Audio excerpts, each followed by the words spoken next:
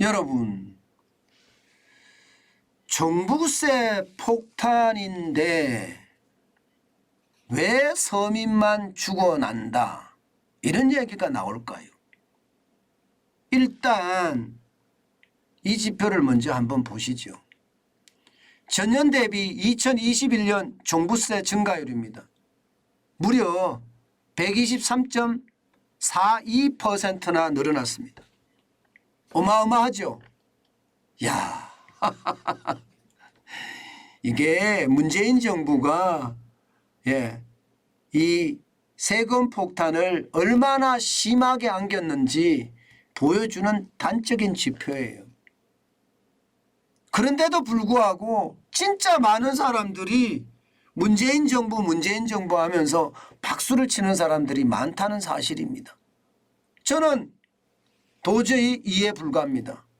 뭐 종부세 내는 사람들이 부자라서 제가 이해 불가가 아니에요. 여러분, 종부세 내는 사람들이 많이 내면 많이 낼수록요, 이게 누구에겐가 전가가 될 수밖에 없습니다. 종부세 많이 낸다고 많이 버는 건 아니잖아요. 그죠? 예, 그러면 누구에게 전가될까요? 전세 사는 사람, 월세 사는 사람에게 다 전가가 될 수밖에 없어요. 그게 시장이거든요. 예, 그런데 이것을 두고 부자는 나쁜 XX야 이렇게 이야기할 수가 없습니다. 이거는 시장이기 때문에. 여러분, 이거 한번 보세요. 진짜 123.42%가 늘어났느냐? 늘어났습니다. 2020년 종부세 납부자 1인 평균 세액입니다. 269만 원이었습니다. 그런데 2021년에는 601만 원이에요. 601만 원. 어마어마하죠? 진짜 어마어마합니다. 이렇게 되면 이 돈 내가 일부는 내겠죠. 그러나 나머지는요, 결국은 전세금을 올리든가 아니면 월세금을 올려서 이거를 충당할 수밖에 없는 게 현실입니다. 일반적으로 말입니다. 이게 OECD에서 OECD 연구원들이 실제 조사한 게 있습니다. 그 내용을 보면 말입니다. 보유세가 1%가 오르면 월세는 0.06%가 오른다 이렇게 이야기합니다. 0.06%가. 그러면 당장 말입니다. 269만 원에서 601만 원까지 오른다고 하면 실제로 332만 원이 늘어났나요? 332만 원이 늘어났죠. 그러면 여기다가 0.06%를 가산을 해보면 결국 월세는 20만 원 정도 올랐다. 이렇게 됩니다. 20만 원 정도 올랐다. 이게 여러분 해외에서만 이렇게 연구한 게 아니에요. 국내에서도 연구를 합니다. 국내에서도. 이 서울시립대 송헌재 교수가 연구한 것을 보면 말입니다.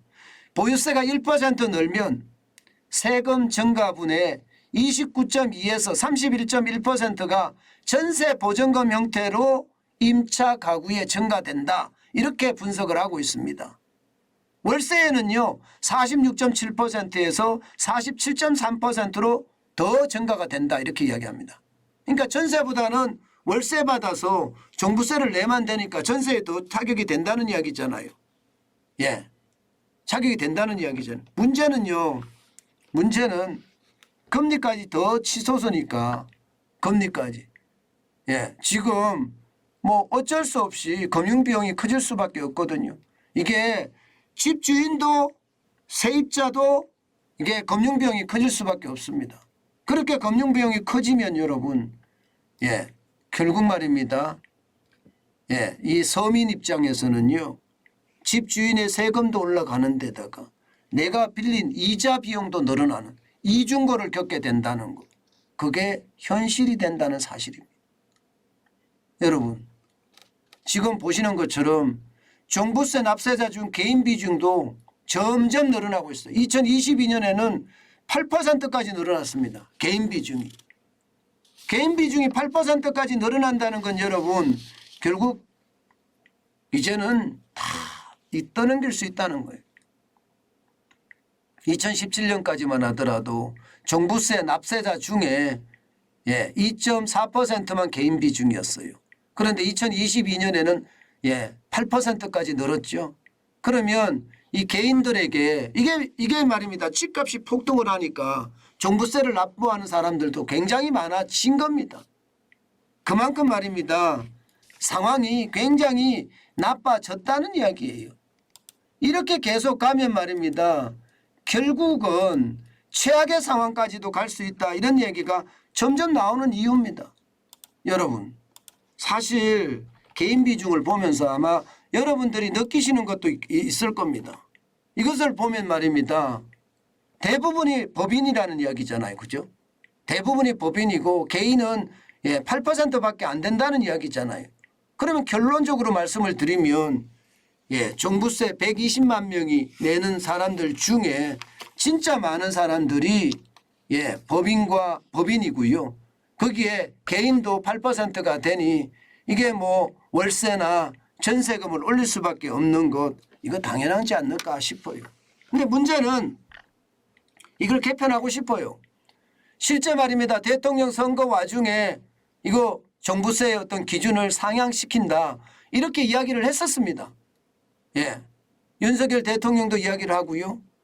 그리고 이재명 더불어민주당 대표도 똑같이 이야기하고 특히 1가구 1주택자에 대해서는요. 혜택을 많이 주겠다 이렇게까지 이야기했어요. 이거 맞는 이야기거든요. 1가구 1주택자 입장에서는요. 여러분 제가 1가구 1주택이고 15억 이상입니다. 그런데 세금을 내야 되는데 대출도 안 해줘. 그러면 버는 게 없으면 여러분 저는 어떻게 해야 되나요? 이게 그 정도로 심각해지는 거예요. 그런데 지금 더불어민주당은 부자 감세 반대거든요. 여러분 부자가 무슨 죄졌습니까?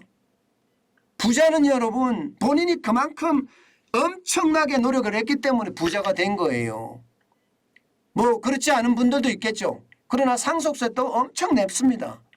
그러면 좀 사회에서 부자를 인정해주고 그 부자들에게 혜택을 주면서 돈을 쓰게 하는 거예요. 국내에서.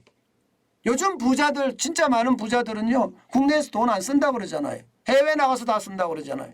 이래서 되겠습니까? 나라가 뭡니까 나라가. 나라가 국민을 보호하는 게 나라인데 부자는 무조건 안 된다. 도대체 이런 발상 저는 낸 자체가 웃겨요.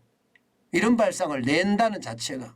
지금 이 시대가 어느 시대인데 우리가 뭐 아직도 공산주의 이런 시대에 사나요? 지주는 뭐 처단해야 된다. 뭐 그런 기본의 원칙인가요?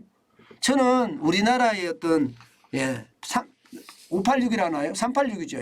옛날에 386. 지금 586. 이제 686이 돼갈 수도 있겠네요. 이들의 생각 저도 그 세대지만 참 답답합니다. 시장을 좀 알아야 되는데 시장을 모른다는 게 결국 말입니다. 서민 부담만 커질 수밖에 없고요. 또 조세 저항만 늘어질 수밖에 없습니다. 여러분 보세요. 종부세 심판 청구하는 게 지금 2021년에 284건이었습니다. 그러던 것이 2022년 3,843건입니다. 이 조세 저항이 본격화됐다는 거예요. 조세 저항이. 이게 뭐 지금 21년에 비해서 지금 몇 배나 늘은 겁니까? 지금 10배 이상 늘었잖아요. 10배 이상. 그러니까 심각한 겁니다. 문제는 여러분 여기에서 끝나지 않습니다. 왜 끝나지 않느냐? 여러분 이거 한번 보세요. 이 집회 한번 보세요. 이 집회 한번 보세요. 종부세 대상이 점점 늘어날 겁니다. 왜냐하면 아파트 가격은 계속 올라가니까. 지금이 떨어진다고 이야기하더라도 말입니다. 종부세 대상은 늘어날 수밖에 없는 게 점점 이게 상황에 따라 달라지기 때문에 지금 2022년에는요. 19만 9천 가구지만 2024년 2년 후에 가면 24만 2천 가구로 늘고요. 2026년에 가면 45만 6천 가구. 와, 엄청나게 늡니다. 심지어 2032년에 가면요. 107만 7천 가구까지 늡니다. 저는 이런 것을 보면서요. 도대체 약속을 해도 지키지도 않고 그때 그 현실을 모면하기 위해서 그때 표를 많이 받기 위해서 저는 더불어민주당이 장난을 했다는 건 참 안타까운 일이에요. 국민을 대상으로 사기를 친 거잖아요. 종부세라는 게 여러분 진짜 부자들이 내는 종부세. 뭐 저는 반대하지 않습니다. 그런데 시골에서 올라와서 서울에서 진짜 열심히 살면요. 집 한 채 살 수 있습니다. 근데 그 집 한 채가 다예요. 더 이상 늘릴 수가 없어요. 근데 그 집 한 채가 다인데 거기다가 종부세 때리고 재산세 때리고 국민연금 때리고 건강보험 때리고 그런데 대출도 못 받게 하고 참 난감한 세상 지금 현재입니다. 제발 더불어민주당 저는 부자 감세 이런 고리타분한 개념 이제 좀 날려버리고요. 국민들과 함께 국민의 편에 서서 이에 정치적으로 권력만 어떻게 하면 탈취하겠다 이 생각하지 말고 국민의 생명과 재산을 지키고 국가의 발전에 기여하는 것 어떨까요? 제가 제안 드리는 겁니다. 지금처럼 권력만 탐하다가는요 멸망합니다. 건불 10년 하무 11홍이라는 말도 있어요. 권력은 10년을 가지 못하고요. 꽃은 열흘을 불지 못하다고 했습니다. 이 말 더불어민주당 분들의 가슴에 좀 새겨졌으면 좋겠습니다. 그러면 좀 더 나은 세상이 되지 않을까요?